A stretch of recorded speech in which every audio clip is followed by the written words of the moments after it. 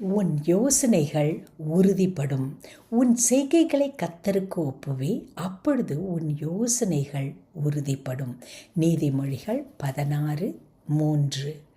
நாம் செய்கிற வேலையை கர்த்தரிடத்தில் நாம் ஒப்பு கொடுக்கும்போது, நாம் செய்த திட்டங்கள், நம்முடைய யோசனைகள் சரியாக இல்லாமல் இருந்தாலும் தேவன் நம்முடைய திட்டங்களை எல்லாம் சீர் செய்கிறார், சரிப்படுத்துகிறார். எனவே ஒவ்வொரு நாளும் எந்த வேலையை நீங்கள் செய்ய துவங்கும் போதும் அந்த வேலைகளை கர்த்தருடைய கரத்தில் ஒப்பு கொடுக்க பழகுங்கள். அப்படி ஒப்பு கொடுக்கும் போது நம்முடைய யோசனைகளை எல்லாம் அவர் சரி செய்து உறுதிப்படுத்துகிறார். எனவே நாம் செய்கிற வேலையிலே நிச்சயமாய் நாம் வெற்றியை காண முடியும். அன்பின் பரமதகப்பனே, ஆண்டவரே, எத்தனையோ வேலைகளை செய்ய துவங்குகிறோம். எங்கள் வேலைகளிலே ஆண்டவரே, நாங்கள் வெற்றியை காண தேவன் எங்களுக்கு உதவி செய்வீராக.